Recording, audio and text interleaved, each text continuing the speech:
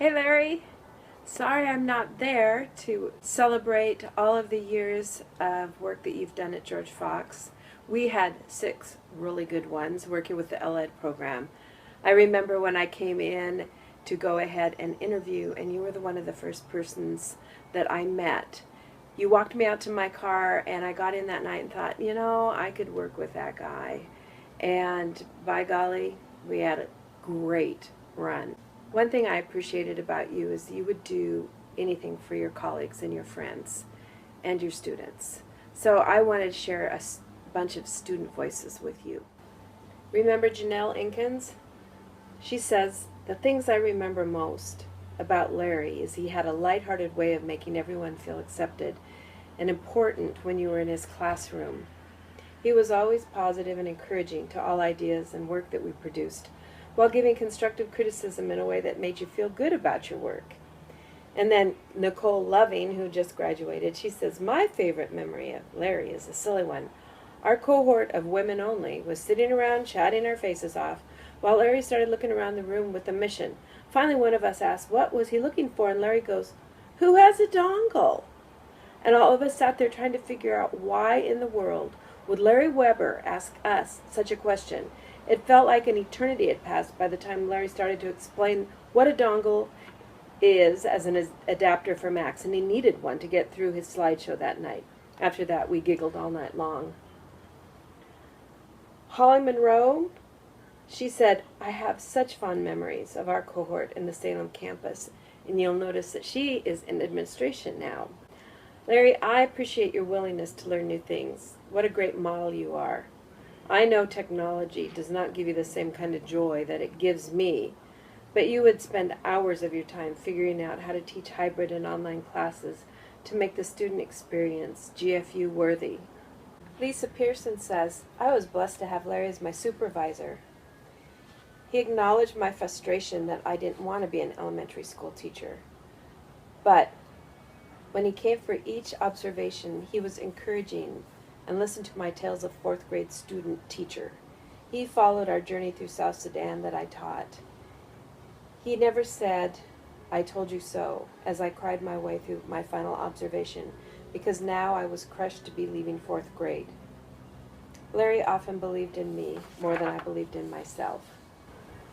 Larry, we were both determined that the LED program succeed, even when others took away the resources that we have. Katie, Donna, Sarah, you have Larry to thank for the work you're able to do, and with a new recruiter as well. Wow. Jennery Mallory says, "One of my favorite memories is when Larry shared about himself and his love for old cars. I thought of him when I created the bulletin board in the picture. Once when he visited my classroom in Malala during the first year of teaching, he walked into my room and the car was the first thing he noticed.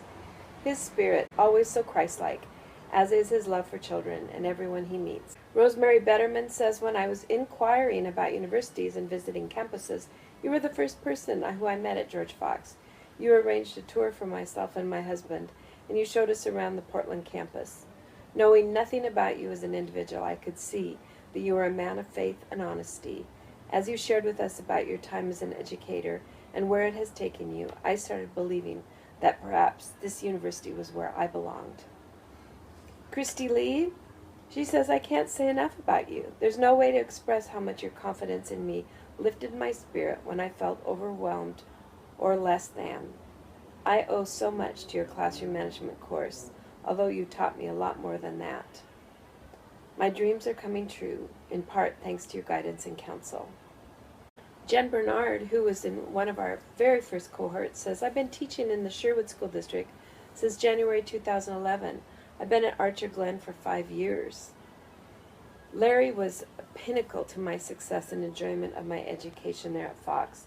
The confidence, belief, and support that I received from him encouraged me even more when I felt like I was drowning.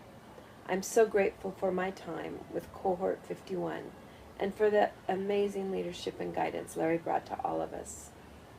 He was meant to be a teacher, a leader, and it's the ultimate gift to further generations that he gave back to the profession by teaching us his passion for education and guiding us through it too. Thank you, Larry." When there was a student that needed a little extra bit of work during student teaching, Larry was the person who supervised. Larry, You are generous with your money as well. I cannot know all the times you helped students with gas money, food money. You knew your students and their needs. Adam Stevenson is teaching in rural Alaska because you took him under your wing, and he is so grateful that when he comes home he always wants to have time with you. So, my friend, enjoy Sun River, enjoy retirement and the time with your family and Susan.